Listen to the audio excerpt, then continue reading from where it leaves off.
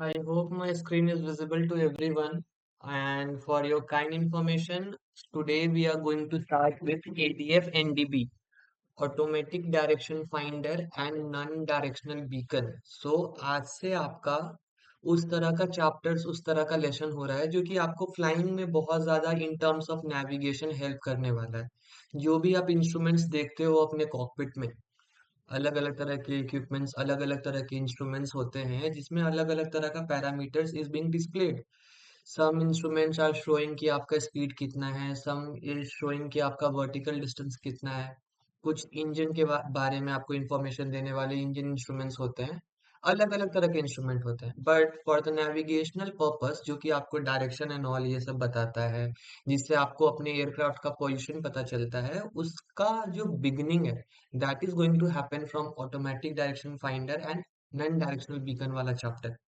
इसमें एक एयरक्राफ्ट किस तरीके से ग्राउंड बेस्ड नेविगेशनल इक्विपमेंट के मदद से अपने आप का अपने एयरक्राफ्ट के पोजीशन को विजुअली देख सकता है। इससे पहले जो chapter we have covered that is VDF, very high frequency direction finder, उसमें होता ये था कि the ATC gets to know कि what was your position and ATC ultimately वो ट्रांसमिट करके कम्युनिकेट करके आपको बताता था कि what is your QDR, what is your QDM and that. In this particular chapter, you are going to know by the indication on the instrument कि what is your position और वो position कैसा है क्या है आप जानने वाले हो। तो ये इंस्ट्रूमेंट क्या है, कैसे काम करता है, how it is helping us, इसमें एडवांटेजेस क्या है, डिसएडवांटेजेस क्या है, क्या क्या अलग तरह का information we get to know using this particular set of instrument, और ये एडीएफ एनडीबी दोनों एक है या अलग अलग है, इसी को we are going to discuss in this chapter. So that's why ये चैप्टर बहुत इंपॉर्टेंट है। अगर आप हर टॉपिक को समझते हो इस चैप्टर में, तो जो क्वेश्चंस आते हैं like let's say for not in terms of theoretical question, I am talking about जिसमें आपको पिक्चर बनाना है, जिसमें आपको काइंड ऑफ क्वेश्चन सॉल्व करने हैं विद द हेल्प ऑफ कि ये इंस्ट्रूमेंट में आपको क्या दिखा रहा है, वो सब काफी इजी लगेगा। एंड अगर आपको चैप्टर का समझ नहीं है अच्छे से, तो यही सब क्वेश्चन है जो कि सबसे ज्यादा रेडियो नेविगेशन में आपको ट्रबल करता है। So let's begin with ADF and NDB. Alright, so थोड़ा सा ओवरव्यू देखते हैं इस चैप्टर में हम लोग क्या क्या पढ़ने वाले हैं। सबसे पहले इंट्रोडक्शन देखेंगे automatic direction finder and non directional beacon का। उसके बाद एडीएफ के कंपोनेंट्स, मतलब एडीएफ में क्या क्या चीज है, एनडीबी में क्या क्या चीज है, एंटीनास के बारे में, and so on and so on. अभी मेरे बताने से यहाँ पे कोई इसका मतलब नहीं होता क्योंकि सब नए टर्म्स मिलने वाले हैं। So let's directly start the chapter. सबसे पहले हमें इंट्रोडक्शन में ये बताया गया कि ऑटोमेटिक डायरेक्शन फाइंडर जो है दैट वो होता क्या है। So it is written that automatic direction finder equipment in the aircraft is used in conjunction with a simple low and medium frequency non-directional beacon on the ground to provide an aid for navigation and for non-precision approaches। हर चीज को समझाते हैं, each and every element को हम समझाते हैं अच्छे से। सबसे पहले आपको ये बताया गया कि एडीएफ जो है वो एक ऐसा इक्विपमेंट है जो कि एयरक्राफ्ट में होता है। दैट मीन्स एडीएफ अभी फिलहाल के लिए समझ रहे होंगे हम लोग कि it is a kind of a device that is being installed in the aircraft, it is not on the ground. और इसको इस्तेमाल किया जाता है इन कंजंक्शन विथ अ लो और medium frequency NDB. That means ADF को इस्तेमाल करने के लिए हमारे पास एक एनडीबी होना चाहिए जो कि एक ग्राउंड पे होता है। वो ग्राउंड से सिग्नल भेजेगा, एडीएफ आपका किस तरीके से उस सिग्नल को कैच करता है, क्या इंफॉर्मेशन मिलता है, यही आपका काम होता है एडीएफ एंड एनडीबी का। और इसका इस्तेमाल किया जाता है फॉर नेविगेशन। नेविगेशन मतलब how you are reaching from place A to place B, and also for non precision approaches. अब ये नन प्रिसीजन अप्रोचेस क्या है इसको भी आप लोग समझो। बेसिकली इन टोटल बहुत सारे अलग अलग तरह के अप्रोचेस होते हैं, there are an number of approaches. Like in total आप वैरायटी देखोगे तो 24 and all, I will show you the table, वो अभी हमारे लिए जरूरत नहीं है। बट अभी फिलहाल के लिए as of now you just need to know two types of approaches. One is your precision and one is your non precision. किसी को अप्रोच समझने में दिक्कत है तो रेज योर हैंड। अप्रोच क्या होता है? अप्रोच क्या होता है सबको पता है? दैट मीन्स आप किस तरीके से एयरफील्ड पे आप जा रहे हो, किस तरीके से आप उस एयरफील्ड पे लैंड करने वाले हो, क्या रेफरेंस का आप हेल्प लेने वाले हो, उन सब चीजों के बारे में। प्रिसीजन अप्रोच एक ऐसा अप्रोच होता है जिसमें एयरक्राफ्ट को दोनों गाइडेंस मिलता है with the help of instrument and navigational aids. और ये गाइडेंस उसको रहेगा वर्टिकल प्लेन में भी, मतलब एयरक्राफ्ट का जो वर्टिकल सेपरेशन एंड ऑल या फिर वर्टिकल इंफॉर्मेशन वो भी मिलेगा, एंड लैटरल यानी कि हॉरिजॉन्टल इंफॉर्मेशन भी मिलेगा। नन प्रिसिजन में क्या होता है, आपको सिर्फ और सिर्फ लैटरल इंफॉर्मेशन मिलता है, no vertical guidance. Precision approach में वर्टिकल गाइडेंस भी था आपके पास एंड लैटरल गाइडेंस भी था। एनडीबी में ये बताया गया कि अगर आप एडीएफ और एनडीबी का इस्तेमाल करते हो तो you are only able to do non precision approaches. Alright, NDB के बारे में पढ़ते हैं। एडीएफ के बारे में ये समझ में आया that it is being installed in the aircraft, जिसको एनडीबी के साथ इस्तेमाल करता है। एनडीबी क्या है? It is a ground based transmitter which transmit vertically polarized radio signals in all the direction, hence the name LF and MF band. That means NDB जो है आपका वो ग्राउंड पे लगा हुआ एक ऐसा ट्रांसमीटर है जिससे सिग्नल्स निकलता है और ये हर डायरेक्शन में ट्रांसमिट करता है। इसी के लिए इसका नाम रखा गया है that is non directional. That means it is not fixed for a certain direction. It will transmit the signals in all the 360-degree direction. Also, it is transmitting the signal in low frequency and medium frequency band. And the signals which the NDB is transmitting are vertically polarized. मतलब vertically polarized का मतलब क्या हो गया? अगर आपका एक NDB है, let's say मैंने यहाँ पे एक NDB बनाया something like this, और इस NDB से अगर सिग्नल निकल रहा है, एक रेडियो सिग्नल निकल रहा है समथिंग लाइक दिस, तो इस सिग्नल को मैंने ये बोला कि this signal is what, this is vertically polarized. मतलब एक रेडियो सिग्नल में आपके दो तरह के फील्ड्स होते हैं ना, एक होता है आपका इलेक्ट्रिकल और एक होता है आपका मैग्नेटिक। तो वर्टिकली पोलराइज्ड है दैट मींस इलेक्ट्रिकल फील्ड जो है वो वर्टिकल डायरेक्शन में होगा, वर्टिकल प्लेन में होगा। ठीक है, आगे बढ़ते हैं। When an aircraft automatic direction finder is tuned to an NDB frequency and its call is sign identified, the direction of NDB will be indicated. That means इसको कुछ इस तरीके से समझो, लेट्स सपोज आपका एक एनडीबी है। अब एनडीबी ये मैंने बनाया और यहाँ पे मैंने एक एयरक्राफ्ट बनाया जो कि समवेयर ओवर हियर फ्लाई कर रहा है समथिंग लाइक दिस, और एनडीबी से सिग्नल आपका इस तरीके से निकल रहा है।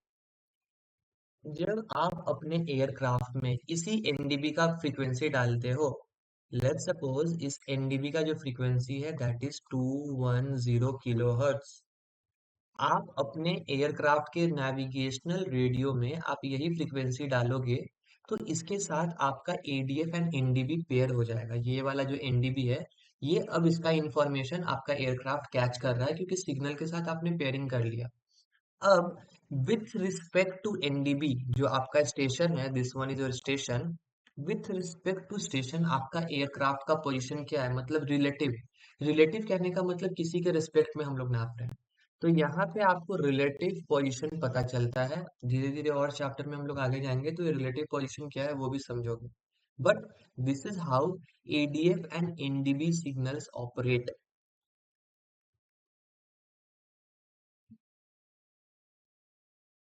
ऑलराइट, यहाँ पे आगे ये बताया गया, a cone of silence exist overhead the NDB transmitter during which the aircraft does not receive any signal, the diameter of cone increases with height.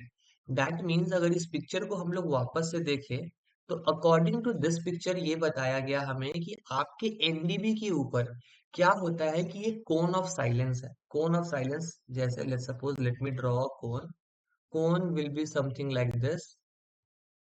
ये हो गया आपका कोन ऑफ साइलेंस। अब कोन ऑफ साइलेंस में अगर आप देखोगे तो कोन में जैसे जैसे आप धीरे धीरे ऊपर जा रहे हो ये डायमीटर आपका बढ़ते जा रहा है। स्टार्टिंग में डायमीटर आपका इतना बड़ा है, धीरे धीरे इतना बड़ा है, फिर इतना बड़ा है। तो इस कोन ऑफ साइलेंस में क्या होता है कि आपका एयरक्राफ्ट अगर कभी भी यहाँ पे फ्लाई करते करते पहुंचता है तो इस समय इस एयरक्राफ्ट को प्रॉपर सिग्नल एनडीबी का नहीं रिसीव होगा, इसीलिए इसको कोन ऑफ साइलेंस कहते हैं। क्यों नहीं होता है?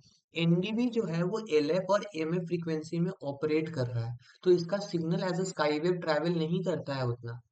नॉर्मली ये जाता है आइनोस्फेरिक प्रोपोगेशन इसमें होता नहीं है, नॉर्मल डायरेक्ट वेव्स की तरह जाता है। तो अल्टीमेटली होगा ये कि यहाँ पे अगर आपका एयरक्राफ्ट फ्लाई कर रहा है, इवन दो आपने एयरक्राफ्ट में एनडीबी का फ्रीक्वेंसी डाला हुआ है, आपके इंस्ट्रूमेंट में जो शो दिखाएगा वो गलत दिखा सकता है। वो प्रॉपर आपको इंडिकेशन नहीं दिखाएगा कि आपका पोजीशन क्या है। इसीलिए इसको कोन ऑफ साइलेंस हम लोग कहते हैं। ये जो एडीएफ और एनडीबी है, ये one of the oldest air navigation system है जिसको बहुत पहले इन्वेंट कर लिया गया था, और इसका इस्तेमाल आज भी कहीं कहीं जगह पे किया जा रहा है। नॉट एवरी प्लेस बट बहुत जगह पे अभी भी इसका किया जा रहा है, क्योंकि इसमें बहुत सिंपल रेडियो नेविगेशन का कॉन्सेप्ट है, किस तरीके से इसको यूज करते हैं। और आपके एयरक्राफ्ट में जो इंस्ट्रूमेंट लगा हुआ है, दैट मीन्स एडीएफ का जो डिस्प्ले लगा हुआ है, उसके मदद से आप एक स्टेशन तक, मतलब आपके एयरक्राफ्ट में जो इंस्ट्रूमेंट लगा हुआ है, एडीएफ का डिस्प्ले, उसको जब आप देखोगे तो उसको देखते देखते अगर आप फ्लाई कर रहे हो मेंटेन करते करते, तो आप स्टेशन के पास आराम से पहुंच सकते हो। आप स्टेशन की तरफ ट्रैक आराम से कर सकते हो। सो this is what the use of your ADF NDB. ADF क्या है, एनडीबी क्या है, थोड़ा थोड़ा समझ में आया होगा। थोड़ा सा एडीएफ कंपोनेंट को समझते हैं। आपका एडीएफ जो है, आपका किन किन चीजों से मिलके बना हुआ है, अगर आप ध्यान से देखोगे तो आपके एडीएफ में एक सबसे पहले होता है एक कॉकपिट इंस्ट्रूमेंट। कॉकपिट कहने का मतलब बेसिकली अ कैबिन, जहाँ पे पायलट, को पायलट, ये सब मिलके एयरक्राफ्ट को फ्लाई करते हैं with use of all the radio navigational aids, equipments and everything. So cockpit में आपका एक इंस्ट्रूमेंट लगा हुआ है जिसमें डिस्प्ले होता है आपका रिलेटिव डायरेक्शन क्या है सबसे पहले। एडीएफ जो है आपका वो रिसीव करता है एनडीबी का फ्रीक्वेंसी, और एनडीबी का जो फ्रीक्वेंसी है मैंने पहले ही बताया कि वो लो या आपका मीडियम फ्रीक्वेंसी होता है। ये मैंने बताया पहले ही। इसके बाद अगर आप ध्यान से देखोगे तो यहाँ पे ये भी बताया गया है दैट कि they can even receive commercial radio broadcast station। इस चीज को बाद में कवर कर रहे होंगे, आने वाले स्लाइड में आएगा। इसमें अभी बस ये समझ लो कि आपका जो इंस्ट्रूमेंट है वो और भी अलग तरह का ब्रॉडकास्टिंग स्टेशन का सिग्नल रिसीव करता है। इस पे बाद में आता है।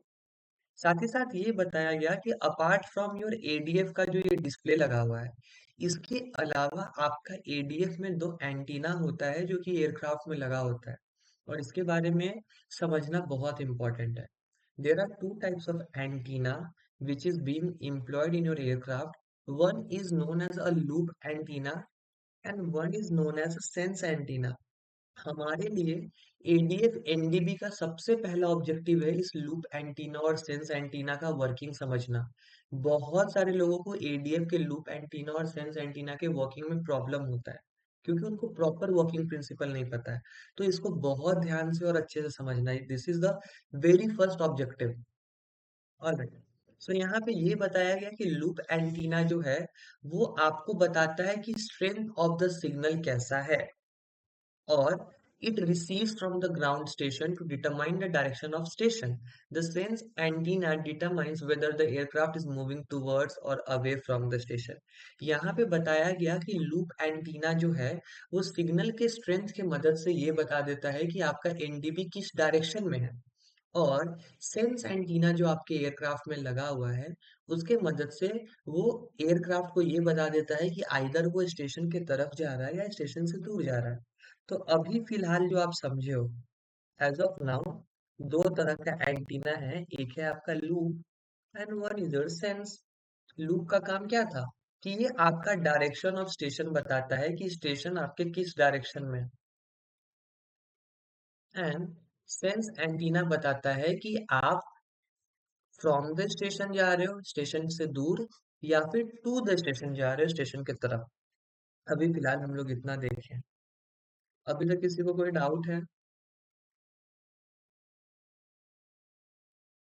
ऑलराइट। एनडीबी के कंपोनेंट में आते हैं। अभी हमने एडीएफ के कंपोनेंट को देखा। एडीएफ के कंपोनेंट में हमने क्या क्या देखा उसको एक बार शॉर्ट रिकैप करते हैं।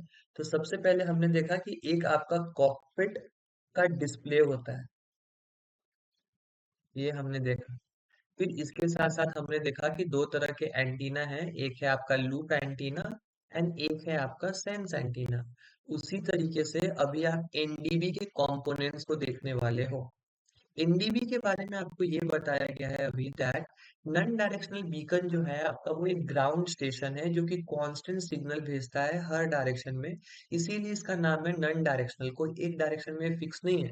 या फिर इसको हम लोग ओमनी डायरेक्शनल भी कह सकते हैं। ओमनी डायरेक्शनल का भी मतलब वही होता है, that means transmitting the signal in every particular direction. NDB को जो फ्रीक्वेंसी अलोकेट किया गया जिसमें एनडीबी अच्छे से काम करता है दैट इज 1900 टू 1750 किलोहर्ट्ज। और ये जनरली आपका एलएफ से एमएफ बैंड के बीच में आता है। ठीक है। लेकिन जनरली क्या है कि मोस्ट ऑफ द एनडीबी जो है वो 1900 टू 450 किलोहर्ट्ज के बीच में ही ऑपरेट करते हैं।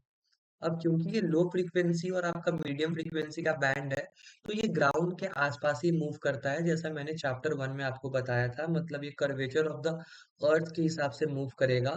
और ये जनरली प्रोपोगेट करते हैं एज ग्राउंड वेव और स्काई वेव। एनडीबी दो तरीके के होते हैं, एक होता है आपका लोकेटर, एक होता है इन रूट। लोकेटर एनडीबी जो है आपका बेसिकली वो कम पावर वाला एनडीबी होता है और इसका पावर कम है, तो इसका रेंज भी कम है। इसके सिग्नल जो है वो 10 से लेके 25 नॉटिकल माइल तक जाते हैं और ये जनरली एरोड्रोम के आसपास लगा रहता है।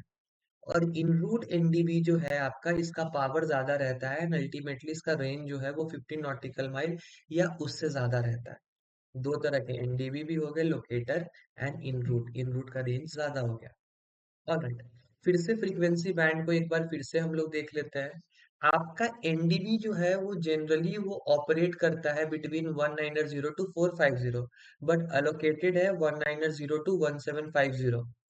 अब इसमें 500 किलोहर्ट्ज के पहले का ही क्यों रखा गया, 500 किलोहर्ट्ज को क्यों एलिमिनेट कर दिया गया? तो रीजन बीइंग कि 500 किलोहर्ट्ज जो फ्रीक्वेंसी है उसको इंटरनेशनली एक रिजर्व फ्रीक्वेंसी रखा गया है, जो कि आपका होता है international maritime distress frequency. Distress कहने का मतलब अगर आप मरीन एरियाज के आसपास हो, आप शिप में हो कहीं भी, आपके साथ किसी तरह का डिस्ट्रेस सिचुएशन होता है, तो आप इस फ्रीक्वेंसी को रेडियो में डालोगे और आप कम्युनिकेट करोगे तो आपका मैसेज डायरेक्ट आपका सर्च एंड रेस्क्यू टीम के पास जाएगा जो कि आपको मॉनिटर कर रहा होगा। इसीलिए अगर ये डिस्ट्रेस फ्रीक्वेंसी है 500 किलोहर्ट्ज तो उसको एनडीबी में इस्तेमाल नहीं करते हैं। सेम आपके एडीएफ के बारे में भी वही चीज यहाँ पे लिखा हुआ है। ठीक है। एनडीबी के आइडेंटिफिकेशन सिग्नल्स को अभी हम लोग देखते हैं क्या बताया गया। आइडेंटिफिकेशन कहने का मतलब क्या हो गया, पहले इसको समझना इंपॉर्टेंट है। लेट्स सपोज एक पर्टिकुलर एनडीबी है जो कि समवेयर यहाँ है। Just a second. Let's suppose एक एनडीबी है जो कि आपका यहाँ पे है और एक एनडीबी जो है वो आपका समवेयर यहाँ पे है। दोनों प्लेस जो है वो एक दूसरे से ऑलमोस्ट आपका 15 नॉटिकल माइल्स अपार्ट है। Let's suppose I am taking hypothetical example, और हमारा एयरक्राफ्ट जो है वो समवेयर ओवर हियर फ्लाई कर रहा है। हमने क्या किया कि अपने एनडीबी में फ्रीक्वेंसी डाला और वो पेयर कर गया, एनडीबी का उसको सिग्नल मिलने लगा। बट अनसर्टेनिटी अभी भी है कि हमारा एयरक्राफ्ट जो है वो इस सिग्नल से एनडीबी इस एनडीबी स्टेशन का सिग्नल रिसीव कर रहा है या फिर इस एनडीबी का सिग्नल रिसीव कर रहा है। तो होता ये है कि कभी भी अगर आपका एनडीबी का सिग्नल एयरक्राफ्ट तक पहुंच रहा है तो आपके सिग्नल के साथ एक आइडेंटिफायर भी भेजा जाता है। हमेशा आपके सिग्नल के साथ एक आइडेंटिफायर भेजा जाता है।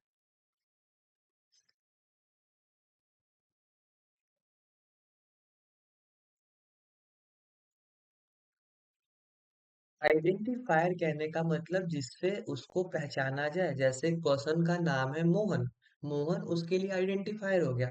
सेम हर एनडीबी का अलग अलग नाम होता है। लेट्स सपोज इस एनडीबी का नाम है डेल्टा पापा नवंबर, इस एनडीबी का नाम है पापा पापा टैंगो, या फिर एनडीबी का नाम 2 डिजिट में भी होता है, 2 to 3 डिजिट्स में होता है जनरली। तो इसका नाम है लेट्स सपोज सियरा गोल्ड, इसका नाम है लेट्स सपोज रोमियो होटल। तो आपका सिग्नल जा रहा होगा तो उसके मदद से एयरक्राफ्ट को इंस्ट्रूमेंट में उसका पोजीशन दिख रहा होगा। साथ ही साथ उसका आइडेंटिफायर भी जाता है जो आपको हेडसेट पे आपको आप सुन पाओगे उसको। और उसमें आपको ये जो सिएरा गोल्फ है इसका मोर्स कोड आपको सुनाई दे रहा होगा। मोर्स कोड अगर किसी को नहीं पता है तो मोर्स कोड एक अलग तरीका है आपका सारे अल्फाबेट्स एंड सारे नंबर्स को रिप्रेजेंट करने का in the forms of dots and dashes. A के लिए अलग कॉम्बिनेशन है, बी के लिए अलग, सेम अल्फा से जुलू का अलग है, नंबर्स के लिए भी अलग है। और इसको डिड एंड डा का साउंड आपको सुनाई देगा। हम फ्यूचर में आपको ये मोर्स कोड का भी साउंड जो है वो आपको I will make you listen. तो अगर आपको अपना एनडीबी आइडेंटिफाई करना है, that means if you are to identify that you are receiving the signal from a correct NDB, then in that case you need to monitor the identifier as well. And if the identifier is same as what you are expecting it to be, that means you are receiving the signal from the correct NDB. आपको जिस NDB को इस्तेमाल करना है उस NDB का frequency हमेशा आपको पता रहता है, उस एनडीबी का आपको आइडेंटिफायर कोड हमेशा पता रहता है। आप दोनों चीज फ्रीक्वेंसी सेट करोगे और आइडेंटिफायर को लिसन करोगे properly if you are monitoring the identifier, and if the identifier comes out to be the same as it should be, that means you are using the appropriate NDB and you can trust your NDB कि we are receiving the signal of the proper NDB, and if we are maintaining the track what is being shown on the instrument, I will properly reach towards the station. Identifier वाला part जो मैंने समझाया किसी को समझ में नहीं आया? किसी को कोई क्वेश्चन आ रहा है इससे रिलेटेड?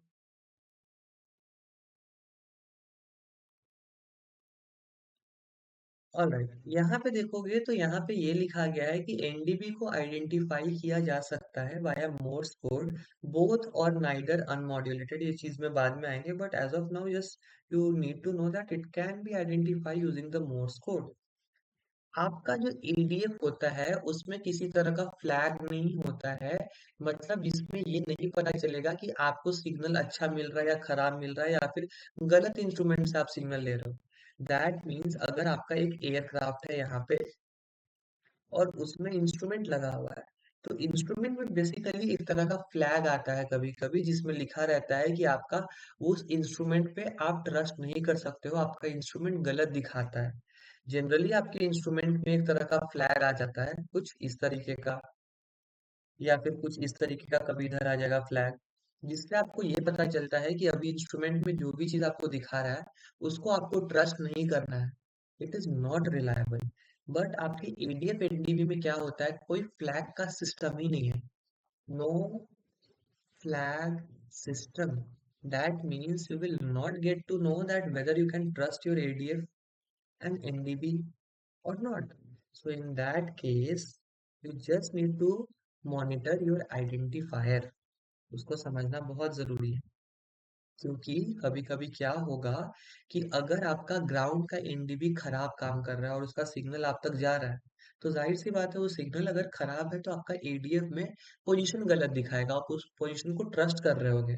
अब ग्राउंड में मॉनिटरिंग स्टेशन लगे रहते हैं जो कि एनडीबी को अगर उसमें कुछ खराबी आया है तो उसको ठीक कर रहे होंगे। तो बाय द मीन टाइम जब खराबी आया है और वो ठीक करते रहते हैं, वो क्या करते हैं कि एनडीबी का जो सिग्नल जा रहा है उसमें सिर्फ सिग्नल जाता है। उस सिग्नल से वो लोग क्या करते हैं कि जो आइडेंटिफायर है उस आइडेंटिफायर को रिमूव कर देंगे। आपको सिर्फ सिग्नल मिलेगा, आइडेंटिफायर मिलेगा ही नहीं।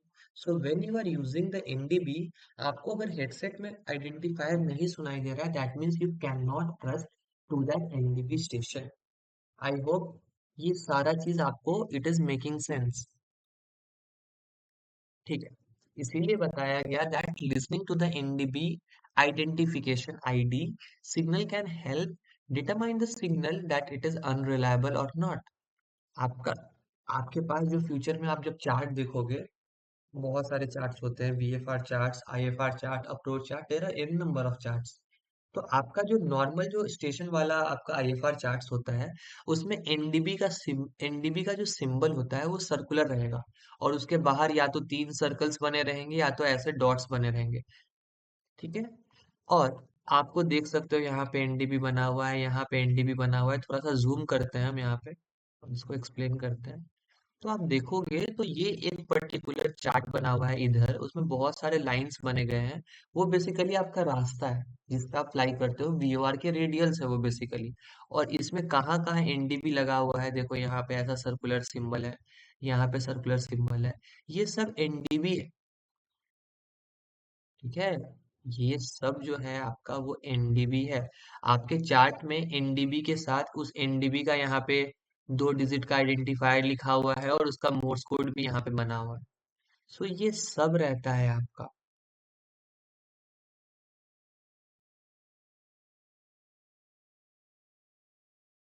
ऑलराइट, मोस्ट इम्पॉर्टेंट चीज पे आते हैं। सबसे पहले जो समझना है, द फर्स्ट मोस्ट इम्पॉर्टेंट चीज वो है आपके एडीएफ के एंटीनास के बारे में।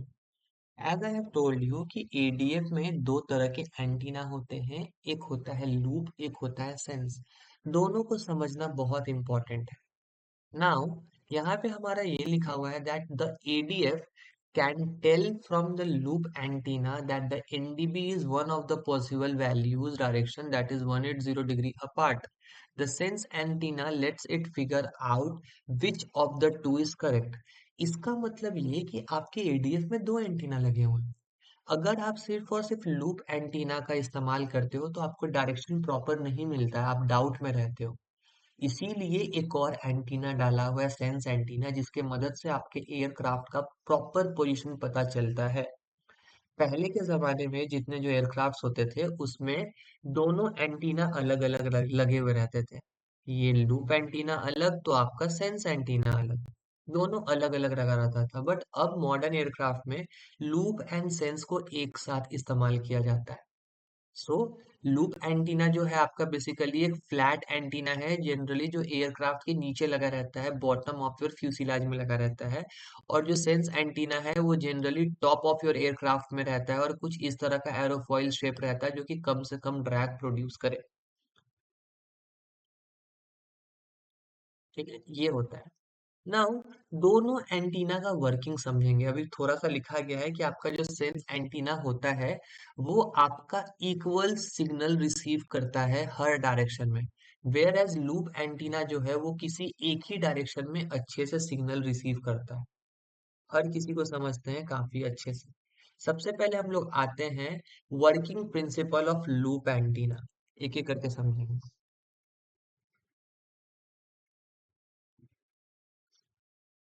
लूप एंटीना में अभी हम लोग आते हैं। अगर लूप एंटीना को देखोगे तो लूप एंटीना आपका कुछ इस तरीके का दिखता है। यहाँ पे देखो, ये लूप एंटीना, इस लूप एंटीना में दो एंड है, एक एंड ये है और एक एंड ए है, दोनों। और दोनों वर्टिकल शेप में है। क्यों? क्योंकि इसको वर्टिकली पोलराइज सिग्नल को रिसीव करना है। एंटीना वर्टिकल शेप है, क्यों? क्योंकि उसको वर्टिकल पोलराइज सिग्नल को रिसीव करना है। अब देखो होता क्या है, आपका एंटीना का जो है वो दो एंड है, एक है इधर वाला, एक है इधर वाला। कभी भी जब होता है आपका एक एनडीबी से जब सिग्नल निकलता है तो ये सिग्नल ऐसे ऐसे करके हर डायरेक्शन में जा रहा है। मैंने पहले बताया था, it is going in 360 degree direction everywhere. So that means आपका जो लूप एंटीना का जो दो हिस्सा है, एक है ये और एक है ये दोनों हिस्सा सिग्नल रिसीव करेगा। Very easy. बट होता ये है कि दोनों एंटीना में कंपेयर किया जाता है कि कौन ज्यादा सिग्नल रिसीव कर रहा है। आपके पास दो एंटीना है, लूप एंटीना में दो पार्ट है। लूप एंटीना में दो पार्ट है, लेट्स सपोज एक है L1 और एक है L2। दोनों को सिग्नल मिल रहा होगा। अब दोनों के सिग्नल को कंपेयर किया जाए, कैसे कंपेयर करते हैं वो भी देखते हैं। लेट्स सपोज आपका जो है एंटीना अभी उसका प्लेसिंग कुछ इस डायरेक्शन पे है, समथिंग लाइक दिस, और एनडीबी का सिग्नल जो है वो ऐसे जा रहा है। अब दोनों के सिग्नल जो रिसीव होते हैं दोनों में डिफरेंस निकाला जाता है, और दोनों के सिग्नल का डिफरेंस आपको फेज डिफरेंस निकाला जाता है, जिसके मदद से आपका इंस्ट्रूमेंट में इंडिकेशन दिखाता है। इसको कुछ इस तरीके से समझो, जैसे लेट्स सपोज एक केस लेते हैं हम लोग कि आपका जो है वो एयरक्राफ्ट एकदम ठीक एनडीबी की तरफ जा रहा है। जैसे मान लेते हैं कि हमारा एक एनडीबी है जो कि मैंने ऐसे बनाया, अब आपका एयरक्राफ्ट सीधा सीधा एनडीबी के तरफ जा रहा है या फिर सीधा सीधा एनडीबी से दूर जा रहा है। हमने अभी ऐसा कोई केस नहीं लिया है कि इस तरीके से जा रहा है या इस तरीके से जा रहा है। ये वाला केस नहीं लिया अभी हमने। अभी हमने सिर्फ ये वाला केस लिया है कि या तो आपका एयरक्राफ्ट सीधा एनडीबी की तरफ जा रहा है या फिर एनडीबी से दूर जा रहा है। जब भी ऐसा कंडीशन रहता है, whenever your aircraft is going directly towards the station or going directly away from the station, what happens कि your antenna का position is something like this, and in that particular position दोनों particular आपके loop antenna के जो हिस्से हैं L1 and L2 दोनों equal amount of signal को रिसीव करेंगे। एक ही टाइम पे दोनों पे सिग्नल पहुंचेगा। दोनों तो फ्लैट है ना। आपके सामने एक अगर हम पाम रख दें तो वो तो सीधा हो गया। दोनों पे सिग्नल जो है वो इक्वल टाइम पे पहुंचता है। अगर इस पर्टिकुलर एंटीना पे सिग्नल पहुंचने में 8 सेकेंड्स लगे तो इस पे भी आपको 8 सेकेंड्स लगेगा। एंड अल्टीमेटली जब वहां पे वेव रिसीव हो रहा है तो किसी तरह का पोटेंशियल डिफरेंस नहीं जनरेट हो पाएगा। सो इसीलिए इस समय आपका जो एयरक्राफ्ट में लगा हुआ इंस्ट्रूमेंट है उसमें नीडल जो है वो फ्लक्चुएट नहीं करता है, वो जहां पे है वहीं पे रहता है। लेकिन लेट्स सपोज हम लोग कोई और केस लेते हैं। जैसे हम अभी केस लेते हैं कि हमारा aircraft is something like this और समथिंग लाइक दिस और समथिंग लाइक दिस या फिर something like this. In number of cases हम लोग देख सकते हैं। तो इन सब केसेस में क्या होता है कि आपके जो लूप एंटीना का जो दोनों हिस्सा है L1 एंड L2 दोनों में आपका एक ही टाइम पे सिग्नल रिसीव नहीं होगा। चांसेस है किसी एक एंड पे पहले हो, किसी एक एंड पे थोड़ा सा लेट से हो। जैसे कि अगर आप आने वाले स्लाइड्स को देखोगे तो अभी इस केस के हिसाब से इस एंटीना को थोड़ा पहले रिसीव हो रहा है, इसको थोड़ा सा बाद में रिसीव हो रहा है क्योंकि ये थोड़ा सा दूर है। तो अल्टीमेटली क्या होता है कि दोनों में सिग्नल में चेंजेस आएगा। लेट्स सपोज ये वाला जो है पहले था तो इसमें 4 सेकेंड्स में सिग्नल रिसीव हुआ और इसमें 8 सेकेंड्स में सिग्नल को रिसीव हुआ। अब सिग्नल रिसीव होने में थोड़ा सा टाइम लगा है तो इसमें वोल्टेज थोड़ा पहले इंड्यूस होगा और थोड़ा ज्यादा इंड्यूस होगा, और इसमें वोल्टेज जो है वो थोड़ा सा कम इंड्यूस होगा, है ना। अब इसी कारण से अगर एक तरफ वोल्टेज ज्यादा रहे और एक तरफ वोल्टेज कम रहे तो क्या होता है, एक पोटेंशियल डिफरेंस होता है, पोटेंशियल डिफरेंस। और पोटेंशियल डिफरेंस हुआ है इस पूरे सर्किट में, मतलब करंट फ्लो करना स्टार्ट करेगा। यही चीज है जो कि काम करता है। क्योंकि अगर आप पिक्चर को देखोगे तो ये एंटीना कनेक्टेड है। अगर इधर हाई पोटेंशियल है इधर लो पोटेंशियल है तो हायर से लोअर की तरफ जाएगा ना। एंड अल्टीमेटली क्या होता है आपका कि करंट फ्लो करना स्टार्ट करता है और आपके एयरक्राफ्ट के अंदर लगा हुआ जो इंस्ट्रूमेंट है उसका नीडल मूव करना स्टार्ट करेगा। ये चीज होता है। तो अभी आपने क्या सीखा, आपने लूप एंटीना के बारे में ये सीखा कि अगर आपका एक एनडीबी है इस तरीके से और आपका एयरक्राफ्ट सबसे पहले या तो डायरेक्टली टूवर्ड्स द स्टेशन जा रहा है या फिर फ्रॉम द स्टेशन जा रहा है, तो उसमें लूप एंटीना के जो दोनों पर्टिकुलर एंड है लेफ्ट एंड राइट दोनों पे इक्वल वोल्टेज इंड्यूस होता है, इसीलिए कोई पोटेंशियल डिफरेंस ही नहीं है। और आपका करंट भी इंड्यूस नहीं होगा और आपका एयरक्राफ्ट का नीडल मूव ही नहीं करेगा। लेकिन इसके अलावा कोई और भी पोजीशन रहे तो उसमें आपका वोल्टेज डिफरेंस जो है वो आपका आएगा और ultimately the needle will move.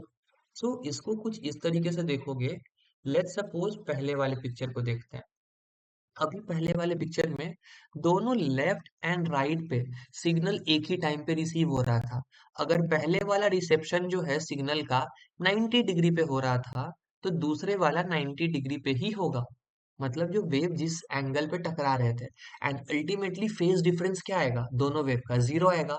इसीलिए 90 माइनस 90 जीरो हुआ तो आपका नीडल मूव नहीं करेगा। लेकिन अभी इस केस में क्या है कि इस पे सिग्नल पहले रिसीव हुआ इसमें बाद में हुआ। तो इस पे जो पहले रिसीव हुआ ये 45 डिग्री पे ही रिसीव हो गया और इस पे 135 डिग्री पे रिसीव हुआ। तो अल्टीमेटली पोटेंशियल डिफरेंस होगा और करंट फ्लो करेगा। कुछ इस तरीके से काम करता है। यहाँ जो नीचे ग्राफ बना हुआ है इसको समझो क्या है। अगर आपका वेव कुछ इस तरीके से जा रहा है समथिंग लाइक दिस, वेव का डायरेक्शन स्ट्रेट है और आपका एंड पहला अल्फा पिक्चर को देखना है। इस पिक्चर को हम इधर समझाते हैं ये और अच्छे से समझ में आएगा।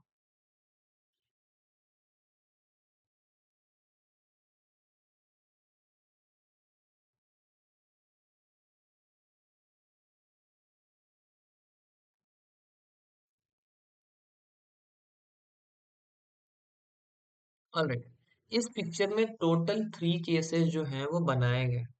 आपका रेडियो वेव जो है वो कुछ इस तरीके से फ्लो कर रहा है। ये डायरेक्शन है आपके रेडियो वेव का, एनडीबी का। Radio wave of NDB. और ये जो तीनों केसेस है ये आपके लूप एंटीनास का पोजीशन है।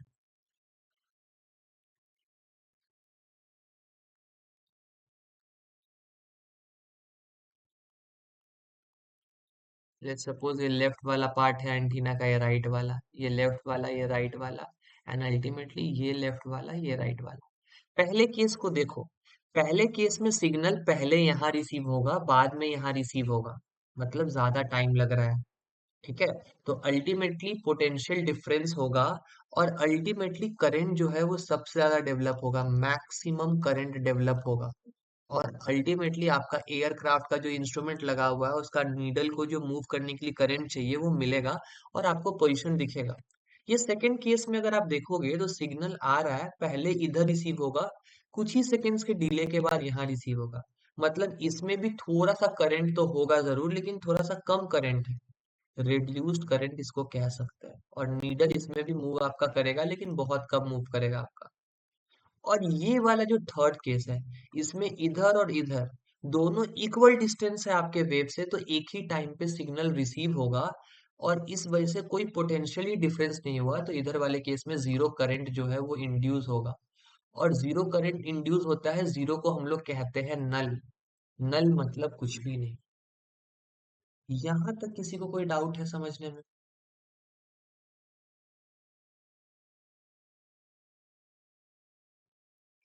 ये था आपका लूप एंटीना का प्रोसेस, मतलब किस तरीके से ये काम करता है।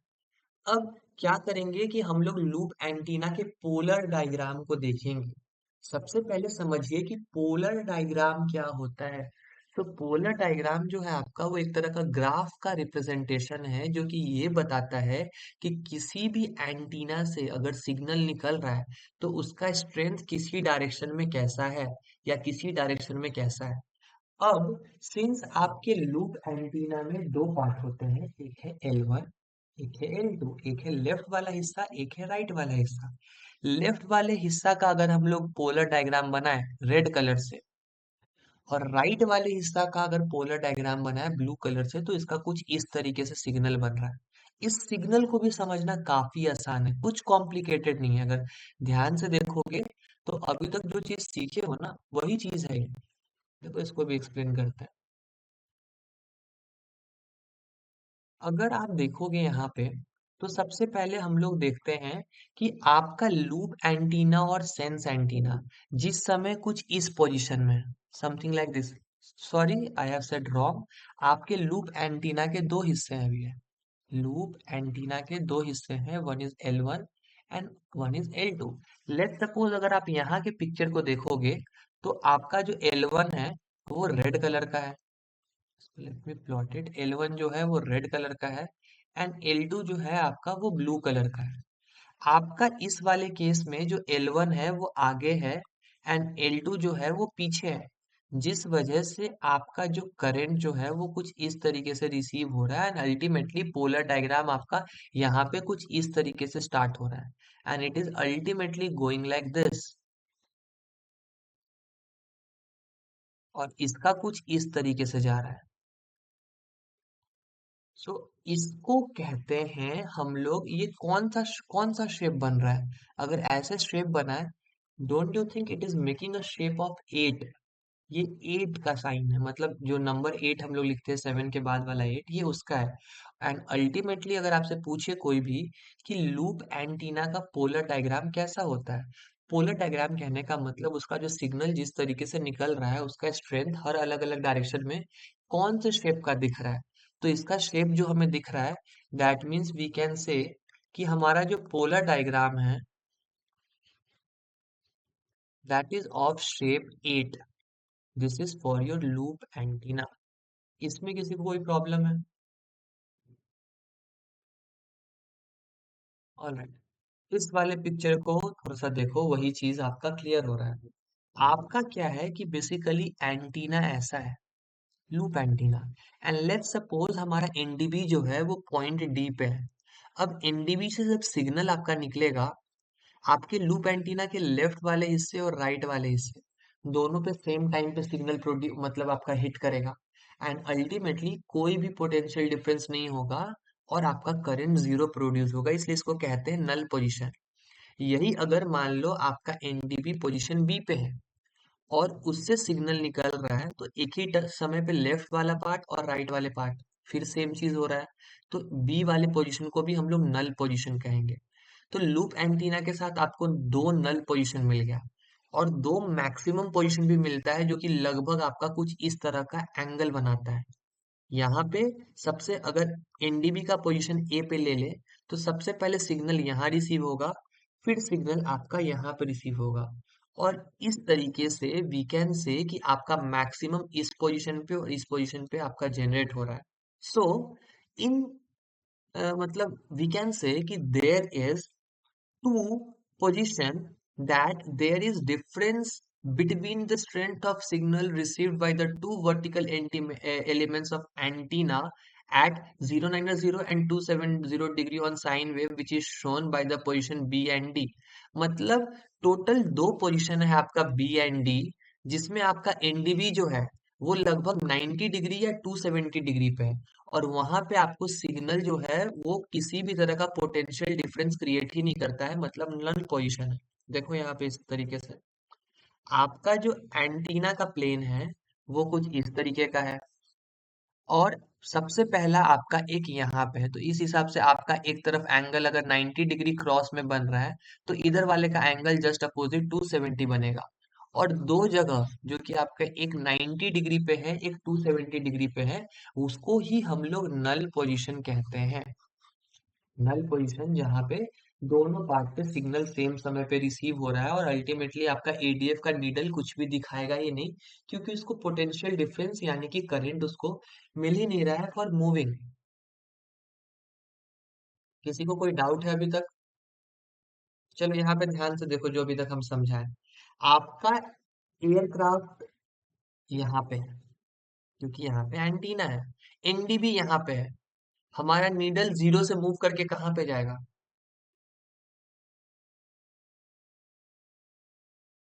बताओ कोई कहाँ से मूव करके कहाँ पे जाएगा? अभी जीरो पे है। अगर नॉन है तो जीरो ही रहेगा ना। ये जीरो पे है, मतलब वो जीरो पे ही रहेगा, क्योंकि इस पोजीशन पे किसी तरह का वोल्टेज डिफरेंस होगा ही नहीं, और करंट ही फ्लो नहीं करेगा, तो नीडल मूव ही नहीं करेगा। उसी तरीके से अगर इस पोजीशन के जगह अब मान लो हमारा एनडीबी वहीं पे है, लेकिन एयरक्राफ्ट हल्का राइट टर्न ले लिया, और राइट टर्न लेने के कारण एंटीना का पोजीशन चेंज हो गया, तो सिग्नल पहले यहाँ रिसीव होगा फिर यहाँ, और इसी कारण से पोटेंशियल डिफरेंस हुआ, करंट आया, तो नीडल हल्का मूव किया।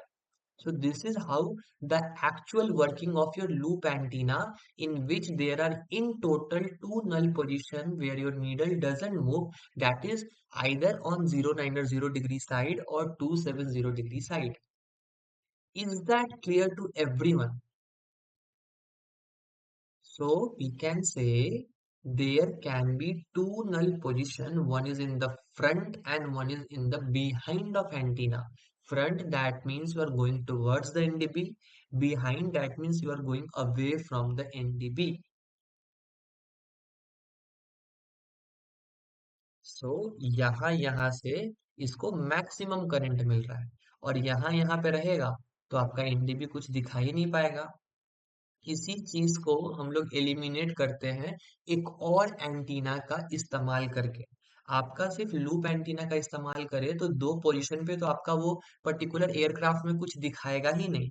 तो ये जो लूप एंटीना लगा हुआ है, इसी के साथ इसी के बीच में हम लोग एक और एंटीना को प्लेस करते हैं, जिस एंटीना को हम लोग कहते हैं सेंस एंटीना, या फिर इसको डाइपोल भी कह सकते हैं।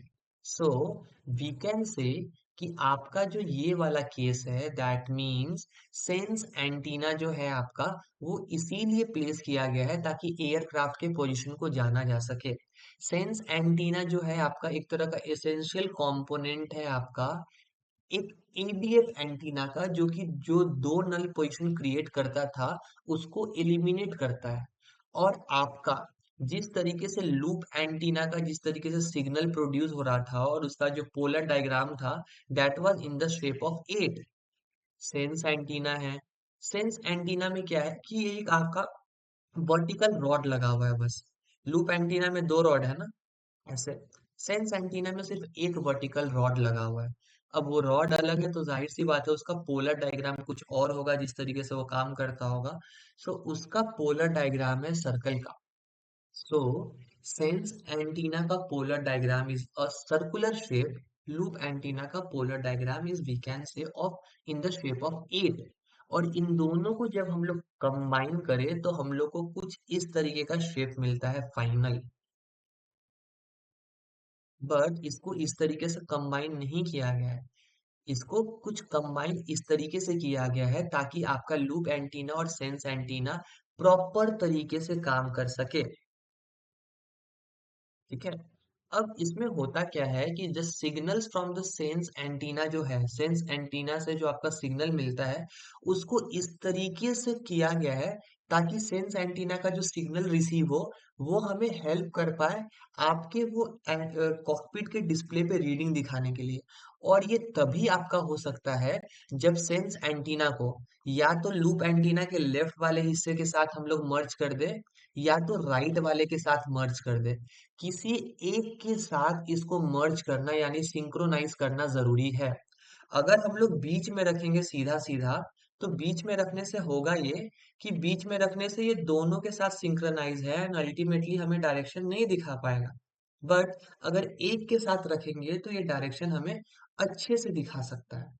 तो अभी होगा ये कि इसको अगर हम लोग एक तरफ रखें, लेट्स लेट्स सपोज लेफ्ट वाले साथ के साथ पेयर अगर हम लोग किए और उसके बाद इसका पोलर डायग्राम अगर देखें तो it is making a shape of a kind of a human heart, जिसको हम लोग कार्डियोइड शेप कहते हैं। And ultimately in final we can say ADF का जो पोलर डायग्राम होता है that is of cardioid shape. क्या क्या सीखा आपने? अगर हम लोग नॉर्मल बोले कि आपका लेट्स सपोज एडीएफ का सिर्फ और सिर्फ लूप एंटीना इस्तेमाल करते हो तो उसका पोलर डायग्राम है इन द शेप ऑफ 8। अगर आप सिर्फ और सिर्फ सेंस एंटीना इस्तेमाल करते हो तो that is polar diagram of in the shape of circle. और अगर आप लूप विथ सेंस करते हो तो आपको कुछ इस तरह का कार्डियोइड शेप मिलेगा। लेकिन अभी होगा क्या कि अभी सिर्फ इधर वाले पार्ट का आपका ये नल वाला पोजीशन क्लियर हो गया। आपको तो इधर का भी इस्तेमाल करना था, तो इधर के साथ तो आपने पेयर नहीं किया, आपने सिंक्रोनाइज किया सिर्फ लेफ्ट वाले के साथ। तो आपका अभी भी एक नल पोजीशन तो रह रहा है ना। मतलब अगर हमने लेफ्ट वाले के साथ सिंक्रोनाइज किया तो एक नल पोजीशन हमारा एलिमिनेट हो गया। पहले से हमारा दो नल पोजीशन था। सो अभी भी एक नल पोजीशन आपका बच रहा है। तो वो कैसे कर सकते हैं? पॉसिबल ही नहीं है एक ही के साथ दो के साथ कर पाए। तो उसके लिए क्या किया जाता है कि एक तरह का आपका वी कैन से कि एक लॉजिक सर्किट का इस्तेमाल किया जाता है। और लॉजिक सर्किट में क्या होता है कि जो आपका बीच का जो लगा हुआ सेंस एंटीना है वो कंटिन्यूअसली ऑसिलेट करता है। अभी लेफ्ट वाले काइंड ऑफ लूप एंटीना के साथ आपका ये आपका कार्डियोइड शेप बना रहा है, इसके साथ सिंक्रोनाइज है। तुरंत में इसके साथ सिंक्रोनाइज हो जाएगा। मतलब left right left right left right एक कंटिन्यूअसली ऑसिलेट करते रहता है। और इस कारण से कोई भी तरह का आपको काइंड ऑफ ये किसी भी तरह से एरर नहीं देता है। सो लॉजिक सर्किट का इस्तेमाल इसलिए किया जा रहा है ताकि आपका सिग्नल का स्ट्रेंथ बढ़े और एंटीना जो आपका लगा हुआ है सेंस एंटीना वो रोटेट करता रहे क्लॉकवाइज। क्लॉकवाइज रोटेट करेगा तो होगा ये कि एक समय में इसके साथ आपका ये प्रॉपर सिंक्रोनाइज हो रहा है और एक समय में फिर इसके साथ प्रॉपर सिंक्रोनाइज हो रहा है। और ये पूरा सिंक्रोनाइजेशन होने के बाद आपको प्रॉपर आपका पोजीशन ये दिखा पाता है। So this was in total your working of your loop antenna and आपका sense antenna। So इसके बारे में आपको पढ़ना है अच्छे से, जो भी चीज मैंने बताया इसके वीडियो को दोबारा देखना, दोबारा समझना, जो चीज मैंने बताया ये चीज भूलने वाली नहीं है। ठीक है। ये आपको फाइनल आउटपुट मिलता है, आप देख सकते हो। एक समय में लेफ्ट वाले लूप एरियल के साथ आपका पेयर्ड है, सिंक्रोनाइज है, और एक समय में राइट वाला है। सो रिजल्टेंट जो है आपका एक ही जगह बीच में नल मिलता है आपका, जो कि आपके लिए उतना मतलब इम्पोर्टेंट नहीं है। यहाँ पे कभी एयरक्राफ्ट और एनडीबी होगा ही नहीं। सो आपके इकाओ के अकॉर्डिंग जो आपका एनडीबी का जो एक्यूरेसी होना चाहिए, that is with in ±5 degree. ये चीज याद रखना है। चलो ठीक है। All right. ये फर्दर जो चीज आपका जो बताया गया है लूप एरियल के बारे में लिखा हुआ है, जो कि अभी हमने पढ़ा। फिर उसके वर्किंग के बारे में लिखा हुआ है, जो कि हमने पढ़ा। सेम चीजें हैं, उसको अगर आप देखोगे तो आपको सेम चीजें ही मिलने वाला है। अब एनडीबी के एंटीना के बारे में आते हैं, तो आपके ग्राउंड पे कुछ इस तरह का एंटीना लगा रहेगा। कुछ इस तरह का एंटीना लगा रहेगा, या फिर कुछ इस तरीके का भी एंटीना लगा रहेगा। एक यहाँ, एक वहां, या फिर एक कुछ ऐसा जो कि टी के शेप का रहेगा और ये वायर्ड एंटीना रहेगा। सो कुछ इस तरीके का भी आपका चीज लगा हुआ होता है। Alright, we are taking a 5 minute break. Will connect at 0900, मतलब आपका रात वाले टाइम के हिसाब से। आप लोग क्लास में जुड़े हुए रह सकते हो। फिलहाल के लिए अगर कोई भी डाउट आ रहा है किसी चीज में, उसको माइंड में सोचो, काइंड ऑफ रिकैप करो, और डाउट है तो पूछो। इसके बाद will be proceeding towards NDB antenna, क्योंकि हमारा एडीएफ एंटीना हो चुका है। एडीएफ एंटीना का दो पार्ट, लूप एंड सेंस, दोनों हम लोग कर लिए। अभी एनडीबी के एंटीना को करेंगे, इसमें कुछ बहुत ज्यादा है नहीं समझने के लिए। फिर एनडीबी के इमिशन कैरेक्टरिस्टिक्स पे आएंगे, जो कि बहुत इंपॉर्टेंट है आपके लिए समझना। So just think about it कि अभी आपने क्या क्या चीज पढ़ा, और अगर डाउट है कहीं भी तो पूछो।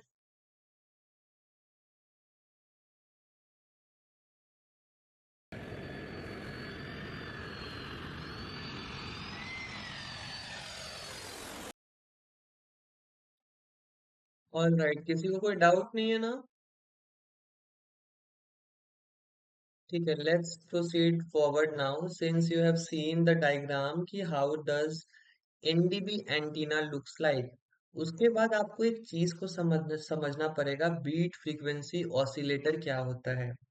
जैसा कि मैंने पहले आपको बताया कि आपका एनडीबी जो है, लेट्स सपोज एक एनडीबी हम लोग इंस्टॉल करते हैं समवेयर ओवर हियर, एंड एक एनडीबी है somewhere over here, and our aircraft is flying somewhat like this over here. So, in order to identify the proper NDB, आपके NDB के signals के साथ एक आपका आइडेंटिफायर भी भेजा जाता है, जैसा कि मैंने आपको बताया। अब ये आइडेंटिफायर जो है वो एक तरह का सिग्नल है। सो उस सिग्नल को आपको सुन के आइडेंटिफाई करना पड़ता है। सो अभी जो ये सिग्नल गया है, उस सिग्नल को कन्वर्ट करने की जरूरत है, और कन्वर्ट करके उस सिग्नल को ऑडिबल बनाने की जरूरत है, ताकि आप सुन पाओ। तो होता ये है कि आपके पास एक डिवाइस होता है, बीट फ्रीक्वेंसी ऑसिलेटर नाम का, बीएफओ। ये डिवाइस का काम इतना ही है कि ये जो एनडीबी से जो आइडेंटिफायर निकला है, ये आइडेंटिफायर होता है आपका नॉन ऑडिबल स्टार्टिंग में, क्योंकि इसको डायरेक्टली आप सुन नहीं सकते हो। अब बीट फ्रीक्वेंसी ऑसिलेटर क्या करेगा कि आपका यही जो नॉन ऑडिबल सिग्नल है, इस नॉन ऑडिबल सिग्नल को वो कन्वर्ट कर देता है ऑडिबल सिग्नल में, so that when a pilot will listen to that signal, he or she can identify the particular identifier, that whether he or she is receiving the proper NDB signal or not. So, what is the role of your BFO? That means beat frequency oscillator. So, it's a device which basically converts the non-audible signals of NDB into audible signals, and that makes a pilot to enable and identify the proper beacon। Her NDB के साथ Morse code में signal जाता है, जिसको pilot को सुन के पहचानना पड़ता है, रिकॉग्नाइज करना पड़ता है। आई होप बीएफओ में भी किसी को डाउट नहीं होगा कि बीट फ्रीक्वेंसी ऑसिलेटर होता क्या है। ठीक है, आगे आते हैं। Emission characteristics. एमिशन कैरेक्टरिस्टिक्स का मतलब क्या हो गया? एमिशन कहने का मतलब आपका होता है जो सिग्नल आपका निकलता है एनडीबी से। अगर आपके एनडीबी से किसी तरह का सिग्नल निकल रहा है, तो ये सिग्नल का कैरेक्टरिस्टिक्स क्या है, मतलब ये सिग्नल कैसा है, इसमें क्या क्वालिटी है, वही चीज को अभी हम लोग देखने वाले हैं। तो आपका जो क्वालिटी होता है, जिस तरह का एमिशन कैरेक्टरिस्टिक्स होता है ना, उसको एक एमिशन कोड दिया जाता है। जैसे आपका वीओआर है, वीओआर से अलग तरह का सिग्नल निकलेगा, उसको एक 3 डिजिट का कोड दिया गया है। सेम गोज कि आपका एनडीबी है, एनडीबी का एमिशन कैरेक्टरिस्टिक्स कैसा है, उसका भी आपका kind of we can say कि एक 3 डिजिट का कोड दिया गया है। तो अलग अलग एनडीबी जो है आपका, उसको अलग अलग तरह का kind of we can say कि आपको कोड दिया गया है, अलग अलग वीओआर को अलग अलग कोड दिया गया है, समथिंग लाइक दैट। लेकिन एमिशन कैरेक्टरिस्टिक्स तो एक ही तरह का होगा ना, क्योंकि वो फ्रीक्वेंसी एलएफ या एमएफ भेज रहा है, तो एक ही तरह का होगा। सो आपका जो एमिशन कैरेक्टरिस्टिक्स होता है एनडीबी का, वो या तो एनओएन ए वन ए होता है या तो एनओएन ए टू ए होता है। अब एनओएन जो है वो एक चीज है, लेकिन ए वन ए टू ए क्या है, अच्छे से समझते हैं। तो लेट सपोज एक एनडीबी है जो एनओएन ए वन ए सिग्नल्स को एमिट कर रहा है, ठीक है। तो इसके दो पार्ट है, एक है एनओएन, एक है ए वन ए। एनओएन जो है बेसिकली वो आपका एक ऐसे वेव्स के बारे में बताता है जिसमें आपका कंटिन्यूअस कैरियर वेव जा रहा है, और उस वेव को अगर आपका एयरक्राफ्ट रिसीव करेगा तो उसको सिर्फ डायरेक्शन पता चल पाएगा। लेकिन एनडीबी से हमको क्या क्या चाहिए, डायरेक्शन भी चाहिए और आइडेंटिफायर भी चाहिए। तो ये जो ए वन ए है, ए वन ए में आपका इंटरप्टेड कैरियर वेव को भेजा जाता है जो कि मोर्स कोड सिग्नल रहता है। सो आप क्या सीखे, एनओ एन में आपका सिर्फ और सिर्फ डायरेक्शन का सिग्नल रहता है, ए वन ए में आपका आइडेंटिफायर का सिग्नल रहता है। ये बेसिकली वेव्स के नाम रखे गए हैं। एनो एन बताता है कि उसमें डायरेक्शनल प्रॉपर्टी है, ए वन ए बताता है कि उसमें मोर्स कोड का आइडेंटिफिकेशन प्रॉपर्टी है। जैसे अगर आप यहाँ सिग्नल को देखोगे तो एनो एन सिग्नल कुछ ऐसा लगेगा देखने में, जो कि कंटिन्यूअस वेव जा रहा है। और आपका जो ए वन ए है वो क्या है कि कंटिन्यूअस वेव को बीच बीच में से हल्का हल्का हटा के वेव के साथ साथ मोर्स कोड को भी भेजा जा रहा है। तो ये ए वन ए है, ये ए वन ए है। और एनओ एन ए वन ए को एक साथ कंबाइन कर दे तो सिग्नल एक साथ निकल के एयरक्राफ्ट के पास पहुंचता है। Very simple. एक और होता है एनओएन ए टू ए में। उसमें क्या होता है कि आपका, कि हम लोग ऐसा स्टेप नहीं करते कि बीच से सिग्नल को तोड़ रहे हैं, यहाँ पे तोड़ रहे हैं और मोर्स कोड को यहाँ पे पुट कर रहे हैं। कहीं भी सिग्नल को इंटरप्ट नहीं किया जाता है। एनओएन ए टू ए में एक ही तरह के सिग्नल को भेजा जाता है। बस क्या करते हैं कि ये जो सिग्नल जो आपका गया है, इसमें हम लोग एम्पलीट्यूड मॉड्यूलेशन कर देते हैं। दैट मीन्स इसके एम्पलीट्यूड को कहीं पे हम लोग बढ़ा रहे हैं तो कहीं पे घटा रहे हैं, कहीं पे बढ़ा रहे हैं, कहीं पे घटा रहे हैं। और एम्पलीट्यूड मॉड्यूलेशन करने के वजह से उस एनडीबी का आइडेंटिफायर इसके अंदर ही डाला हुआ है। तो आप आराम से सुन सकते हो। आपको किसी बीट फ्रीक्वेंसी ऑसिलेटर का जरूरत नहीं है। बीट फ्रीक्वेंसी ऑसिलेटर का जरूरत यहाँ पे था क्योंकि ये कन्वर्ट करता है इसको, इसको, इसको। इसमें तो कन्वर्ट करने की जरूरत नहीं है क्योंकि एक ही वेव आपका जा रहा है। सो इसमें आपका कोई भी बीट फ्रीक्वेंसी ऑसिलेटर का जरूरत नहीं है। अगर आप अपने एयरक्राफ्ट में देखोगे, जो आपका ऑटोमेटिक डायरेक्शन फाइंडर लगा रहता है वो कुछ इस तरीके का दिखता है, समथिंग लाइक दिस। डिस्प्ले ये हो गया मेन। हर अभी सब डिस्प्ले पे दिखाएंगे लेकिन बटन अलग अलग है, एक है एडीएफ बटन, एक है एंड बटन, एक है बीएफओ बटन। ये जो बीएफओ का बटन है इसी को बीट फ्रीक्वेंसी ऑसिलेटर बोलते हैं। अगर आपका aircraft NO N A one A type of signal को रिसीव कर रहा है तो उसमें बीट फ्रीक्वेंसी ऑसिलेटर को आपको ऑन करके रखना पड़ेगा जब भी आपको मॉनिटर करना है। लेकिन अगर एनो एन ए टू ए है तो मॉनिटर करते वक्त आप बीट फ्रीक्वेंसी ऑसिलेटर को ऑफ कर सकते हो। कोई जरूरत नहीं है आपको ऑन रखने का, क्योंकि आपको ऐसे ही सुनाई दे रहा है तो उसको क्यों ऑन रखोगे। Why you will waste the energy of electrical energy, क्यों वेस्ट करना है उसको। सो ये डिफरेंस था NO N A one A और NO N A two A में। अभी एक चीज मैंने पहले बताया था कि आपका एनडीबी का जो फ्रीक्वेंसी होता है दैट इज बिटवीन 1900 टू 450। पूरा तो 1900 टू 1750 है, लेकिन इस्तेमाल तो इसी के बीच में हम लोग कर रहे हैं। अब जनरली बहुत सारे रेडियो स्टेशंस भी होते हैं, वो जनरली ऑपरेट करते हैं बिटवीन 315 टू 405, जो कि काफी ज्यादा नजदीक है। और अगर लेट सपोज कोई एनडीबी है जिसका फ्रीक्वेंसी है अभी ऑपरेट करने का 277, बगल में कोई आपका काइंड ऑफ एक आपका रेडियो स्टेशन है जिसका फ्रीक्वेंसी है 315, तो आपको चांसेस ये भी हो सकता है कि आपको इस पर्टिकुलर एटीसी, इस पर्टिकुलर जो आपका ब्रॉडकास्टिंग स्टेशन है, एफएम है या जो भी है, उसका भी साउंड आपको सुनाई दे रहा होगा। सो it can be detected, it can happen. ठीक है।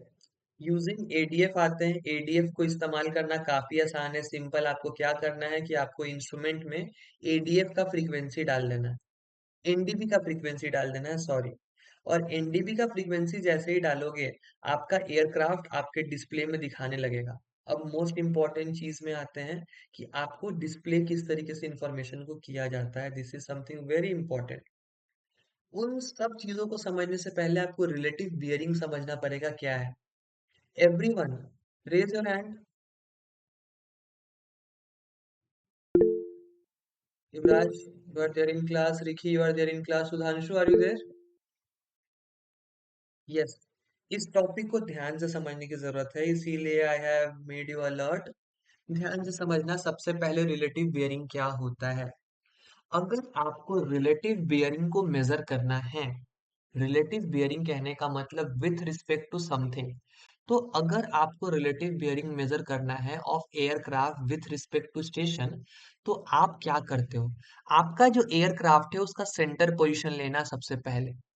सेंटर पोजीशन लेने के बाद आपका एयरक्राफ्ट का जो नोज वाला लाइन है उसको एक्सटेंड करेंगे एकदम सीधा। जिधर भी हेडिंग रहे उधर सीधा करेंगे। जैसे लेट्स सपोज हमारा एयरक्राफ्ट है समथिंग लाइक दिस। ये है हमारा एयरक्राफ्ट। क्या करेंगे कि एयरक्राफ्ट का सेंटर वाला पोजीशन लेंगे और सेंटर वाले पोजीशन से एक स्ट्रेट लाइन इस तरीके से एक्सटेंड करेंगे। Simple as that. फिर आपका एक स्टेशन होगा। स्टेशन कुछ इस तरीके का हुआ। अब स्टेशन का सेंटर वाला लाइन लेंगे, ये वाला डॉट, और इसको इसी सेंटर से ज्वाइन कर देंगे। अब उसके बाद क्या करेंगे कि आपका जो एयरक्राफ्ट का जो नोज वाला लाइन है वहां से स्टार्ट करके क्लॉकवाइज डायरेक्शन में एंगल को मेजर करेंगे। ये जो एंगल आता है इसी को हम लोग रिलेटिव बियरिंग कहते हैं। यहाँ पे इस पिक्चर में आप देख सकते हो कि आपका रिलेटिव बियरिंग क्या है। अगर आपका रिलेटिव बियरिंग ट्रू नॉट से मेजर किया जा रहा है तो उसको ट्रू बियरिंग कहेंगे। सॉरी, देखो जनरली क्या होता है, इसको इस तरीके से समझो। रिलेटिव बियरिंग क्या हो गया समझ गए। इससे पहले हम लोग पढ़े थे हमारा true bearing.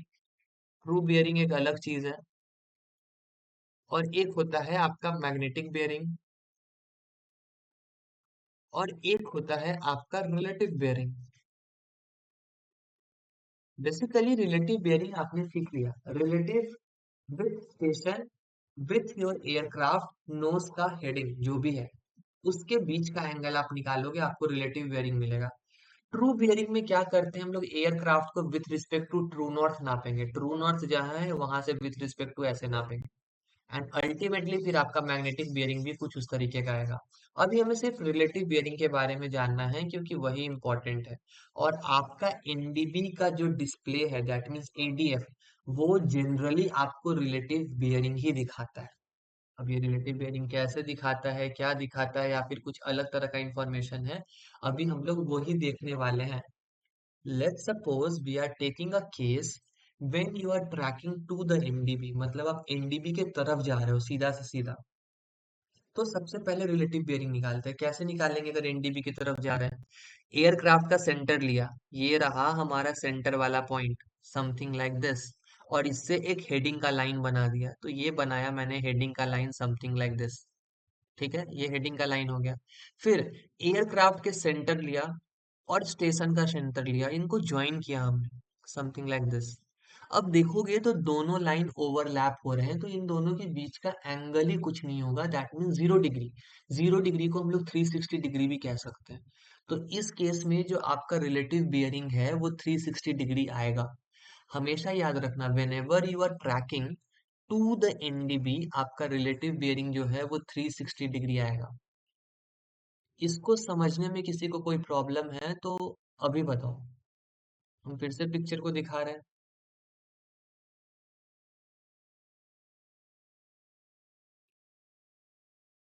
Alright. So whenever your aircraft is tracking towards the NDB, आपका रिलेटिव बियरिंग या तो 000 डिग्री होगा या तो 360 डिग्री होगा। रिलेटिव बियरिंग निकालते कैसे हैं उसका भी मैंने स्टेप आपको बता दिया है। और अगर आप इंस्ट्रूमेंट में देखोगे तो इंस्ट्रूमेंट आपका जो ये वाला है, इस इंस्ट्रूमेंट का नाम जो होता है इसको हम लोग कहते हैं R B I, that means it is relative bearing indicator. ये आपको सिर्फ और सिर्फ रिलेटिव बियरिंग दिखाता है। इसमें जो आपका ये वाला नीडल है, ये अगर आप ध्यान से देखोगे तो किसको पॉइंट कर रहा है? ईस्ट इधर हो गया, वेस्ट इधर हो गया। 30 मतलब 300 डिग्रीज, फिर 310, 320, 330 यहाँ पे, फिर 340, 350 एंड अल्टीमेटली ऊपर में 360। तो आपका रिलेटिव बियरिंग प्रॉपर 360 डिग्री दिखा रहा है, जो कि होना भी चाहिए। इसमें हर बड़े बड़े लाइन 10 के मार्किंग पे बने हुए हैं और छोटे लाइंस 5 डिग्रीज के मार्किंग में बने हुए हैं। तो ये सबसे पहला केस आपने देखा जब आपका aircraft tracking towards the NDB होता है। Now let's take a case कि आपका एयरक्राफ्ट जो है that is tracking from the NDB. तो एक एनडीबी बनाते हैं समथिंग लाइक दिस, एंड हमारा aircraft is going from the NDB something like this. इसको थोड़ा सा एकदम सामने हम लोग ले लेते हैं, हाँ, समथिंग लाइक दिस। अब इसका रिलेटिव बेयरिंग निकालना है। कैसे निकालेंगे? मैंने स्टेप बताया है सबको। सबसे पहले व्हाट यू डू कि take a center of your aircraft, और एयरक्राफ्ट के हेडिंग के लाइन को एकदम इस तरीके से ऐसे करके एक्सटेंड करना है। फिर स्टेशन का सेंटर लेंगे और एयरक्राफ्ट के सेंटर से ज्वाइन करेंगे।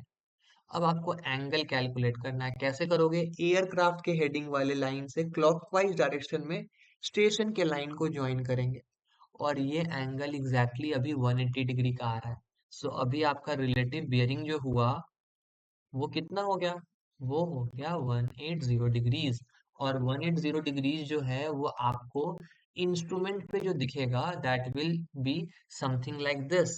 As you can see, your pointer is pointing towards 150 degree, 160 degrees, 170 degrees and 180 degrees, properly towards 180 degrees, that is यहाँ पे साउथ लिखा होगा। Anyone who is having doubt? So, what you have learned? You have learned that whenever you are tracking from the NDB, आपका relative bearing जो indicator होगा वो relative bearing आपका 180 degree होगा। And whenever you are tracking to the NDB, आपका जो relative bearing होगा वो होगा 360 डिग्रीज। तो this is very simple, and I believe कि इसमें किसी को कोई प्रॉब्लम नहीं होगा। बहुत इजी टॉपिक है। ठीक है, चलो। एक चीज मुझे कोई बताओ कि मैंने पहले भी बताया है कि क्यूडीएम क्या होता है। What is QDM? Tell me. magnetic bearing to the station. Magnetic bearing to the station? Are you sure? या magnetic heading to the station? नहीं नहीं, heading to the station, bearing नहीं, sorry.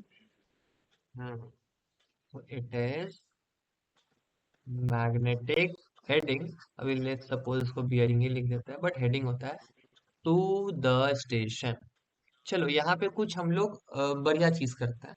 लेट्स सपोज ये है आपका magnetic north somewhere like this. Magnetic north आपका ऊपर में है something like this. This one is magnetic north, and our aircraft is somewhere over here something like this. ये रहा हमारा aircraft something like this,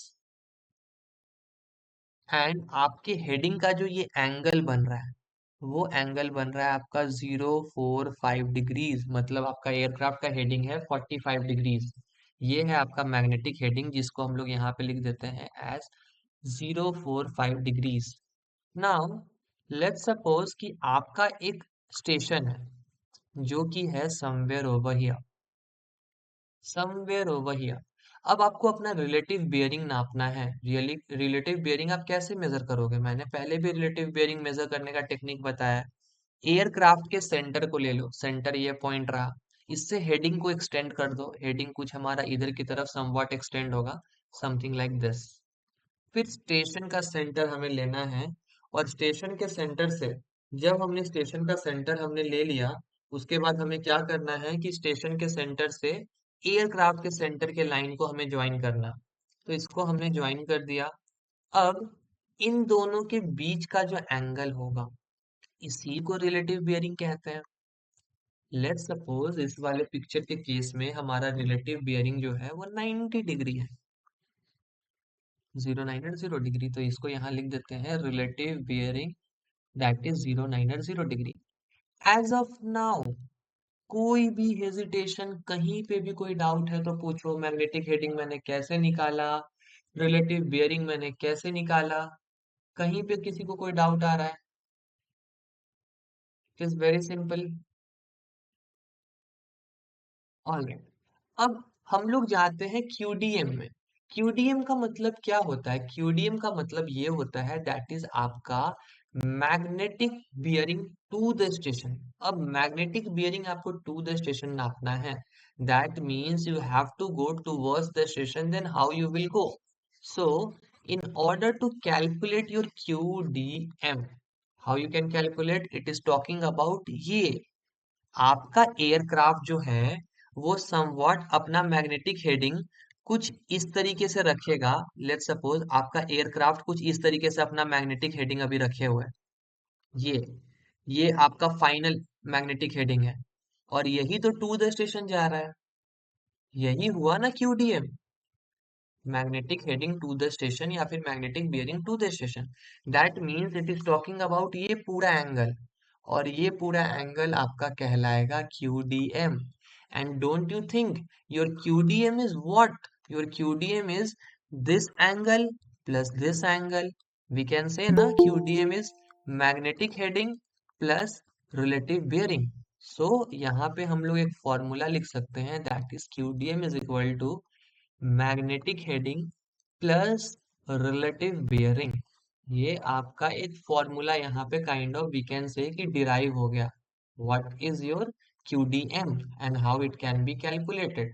so it can be calculated as magnetic heading plus relative bearing. इसमें किसी को कोई doubt है तो raise your hand.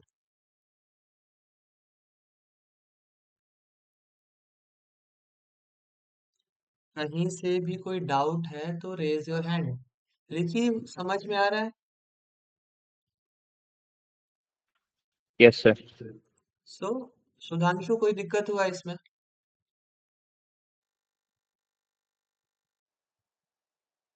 Hello.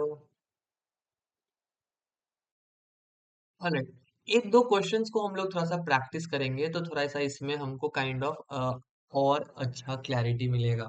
We can understand it in a much better way. So this is what it happens.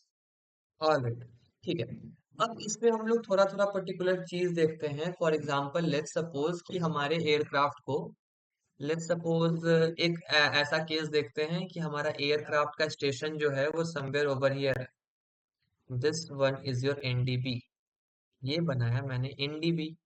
And let's suppose हमारा aircraft जो है वो somewhat it is travelling on this particular route something like this, and it is tracking inbound, मतलब towards the station हमारा aircraft जा रहा है। तो एक केस अभी हम लोग लेते हैं for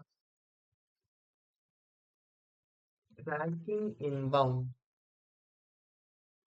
now in the case of tracking inbound, let's suppose हमारा एयरक्राफ्ट जो है, हमारा aircraft is something like this. चलो बताओ, रिलेटिव बियरिंग हमारा कितना होना चाहिए?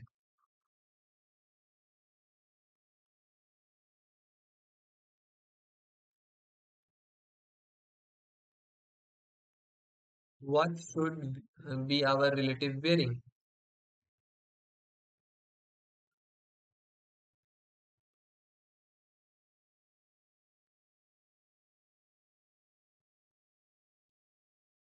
सिंपल है ना कि एयरक्राफ्ट के सबसे पहले नोज वाले लाइन को एक्सटेंड करेंगे जो कि कुछ ऐसा जाएगा। सेकेंड थिंग, आपका जो स्टेशन है, स्टेशन का सेंटर और एयरक्राफ्ट के सेंटर, इसको भी ज्वाइन करेंगे। दोनों लाइन तो यहाँ पे ओवरलैप हो रहा है, तो आपका रिलेटिव बियरिंग जो है वो कितना होना चाहिए? रिलेटिव बियरिंग आपका 360 डिग्री होना चाहिए। इसमें तो कुछ ज्यादा, इसमें बहुत बड़ी चीज नहीं है रिलेटिव बियरिंग निकालना। Now let's take a case कि आपको इनकाउंटर होता है wind. Now you are encountering wind, that means let's suppose कि पहले हम लोग केस लेते हैं कि आपको पोर्ट विंड मिल रहा है। पोर्ट विंड मतलब लेफ्ट साइड से विंड। आपका एयरक्राफ्ट का लेफ्ट वाला पार्ट इज दिस, राइट वाला पार्ट इज दिस। आपको लेफ्ट से विंड मिल रहा है समथिंग लाइक दिस। विंड इधर से ब्लो कर रहा है। अब in order to stay on track, आप क्या करोगे कि आप अपने एयरक्राफ्ट के हेडिंग को चेंज करोगे, समथिंग लाइक दिस। आप अपने एयरक्राफ्ट के हेडिंग को चेंज करके अब ऐसा नहीं रख के आप क्या करोगे कि आप एयरक्राफ्ट को टुवर्ड्स द विंड के तरफ मोड़ लोगे, समथिंग लाइक दिस। कुछ इस तरीके से आप अपने एयरक्राफ्ट को कर लोगे।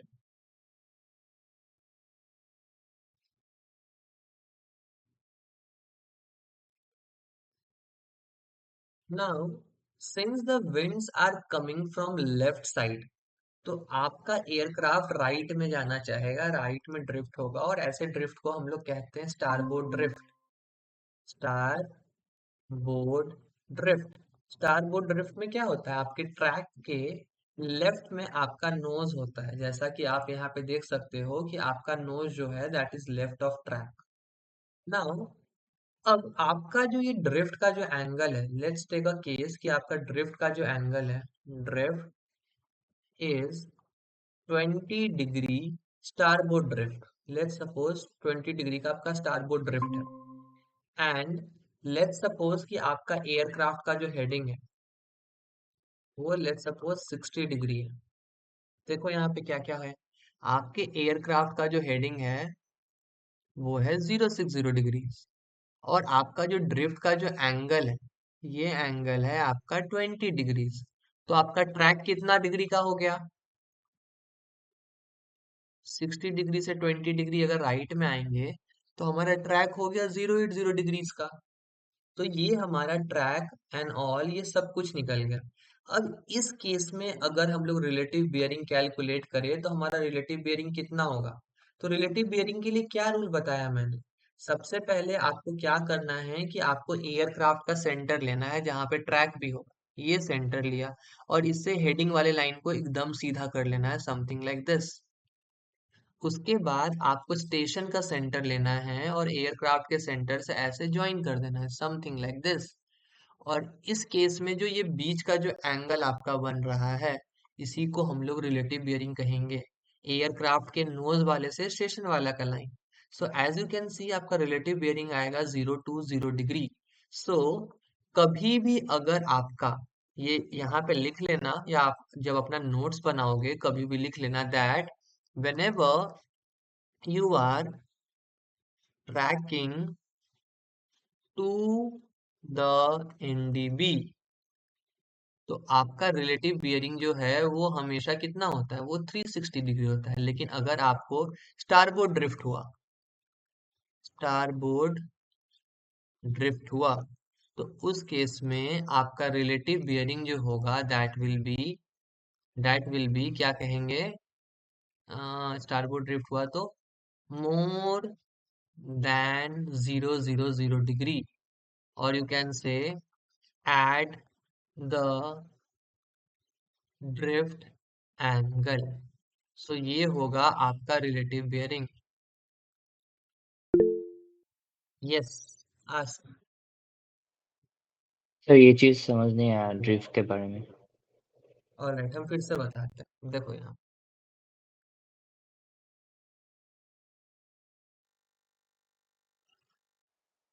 ये पूरा नहीं समझ में स्टार्टिंग से बताएं।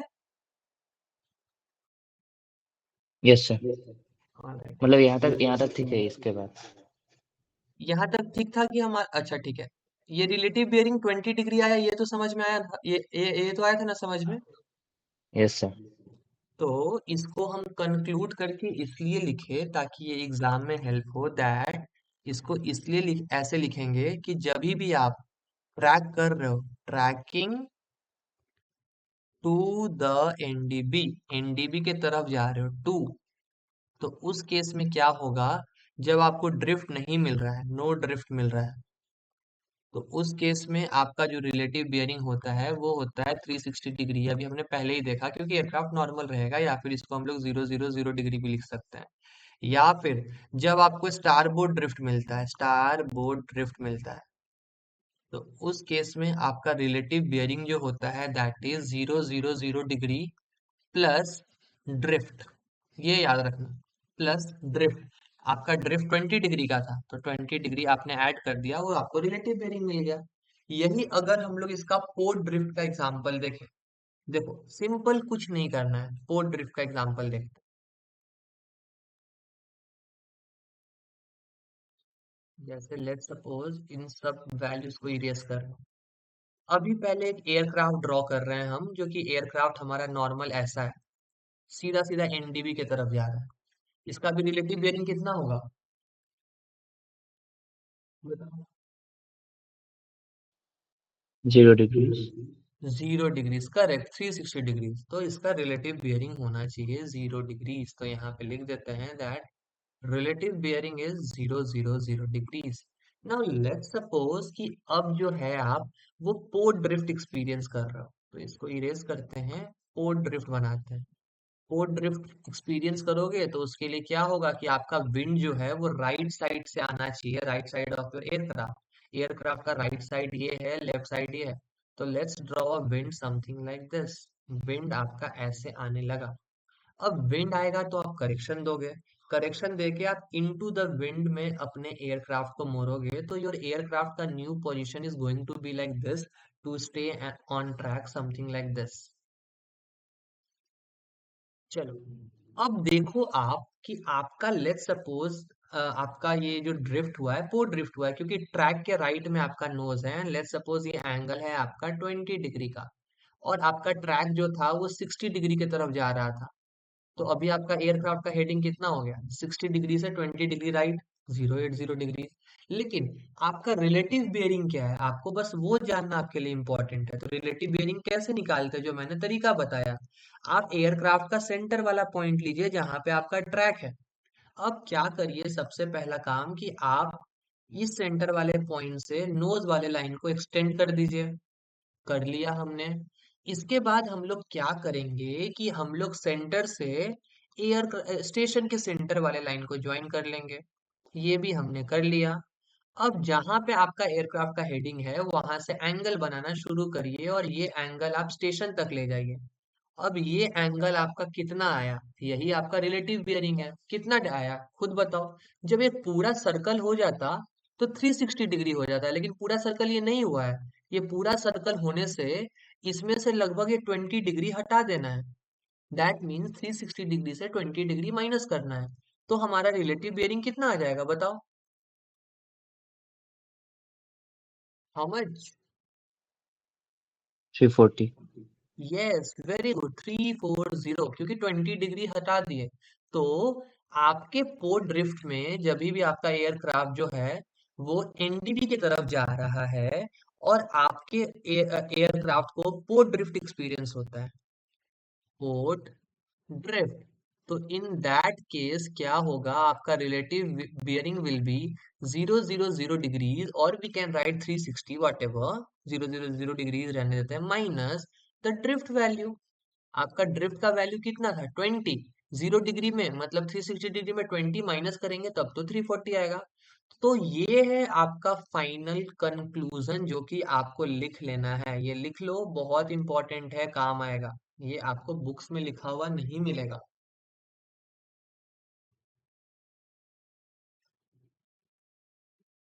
आया समझ में सबको?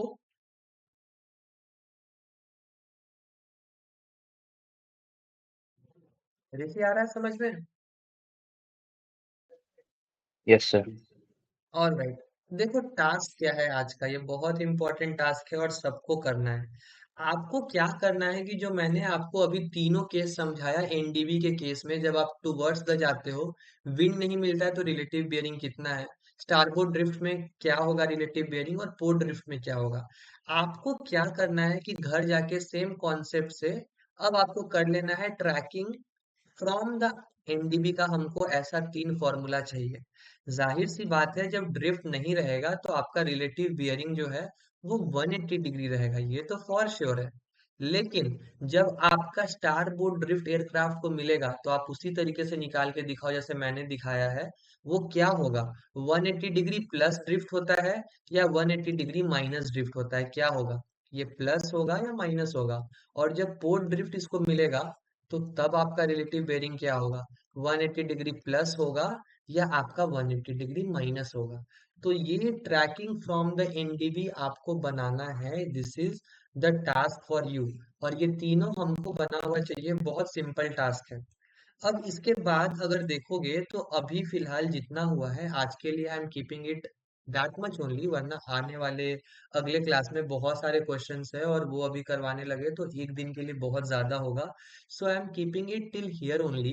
What you guys have to do at home, सबसे पहले तो एडीएफ की एंटीना का फंक्शन, लूप एंटीना कैसे कैसे काम कर रहा है, कहाँ कहाँ नहीं काम कर रहा है, उसका पोलर डायग्राम। फिर आपका सेंस एंटीना का पोलर डायग्राम, दोनों का कंबाइंड पोलर डायग्राम। फ्रीक्वेंसी क्या है, रिलेटिव बियरिंग कैसे निकालते हैं, QDM is equal to relative bearing plus magnetic heading क्यू हुआ, ये कर लेना है। और फिर इसके साथ साथ relative bearing in the case of wind क्या है, वो भी आपको कर लेना है। और जो मैंने टास्क बोला है वो करके आना है proper, that means tracking outbound के लिए अगर स्टारबोर्ड ड्रिफ्ट मिला तो रिलेटिव बियरिंग कैसे चेंज होगा, एंड पोर्ट ड्रिफ्ट आपको लेफ्ट वाला विंड मिला, पोर्ट ड्रिफ्ट हुआ तो उसमें कैसे चेंज करना है। यस, आज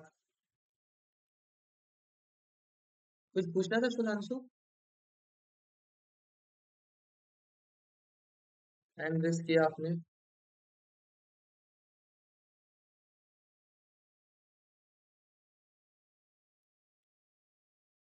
ऑल राइट, ठीक है। सो आज के क्लास में we are keeping it till here only. आज के क्लास में you have understood about this instrument as well, इसका नाम मैंने क्या बोला है वो भी लिख लेना।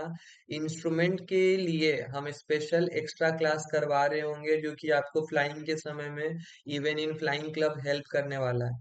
ऑल्दो आपके डीजीसी के एग्जाम में उतना नहीं आएगा but it is very helpful, it is very helpful, ताकि आप ये समझो कि आपका इंस्ट्रूमेंट आपको आखिरकार दिखा क्या रहा है। तो इंस्ट्रूमेंट से रिलेटेड जो भी आपका क्वेश्चन है वो हम आपको सब प्रैक्टिस करवा रहे होंगे, ये आएगा आपका इंस्ट्रूमेंट से रिलेटेड क्वेश्चंस।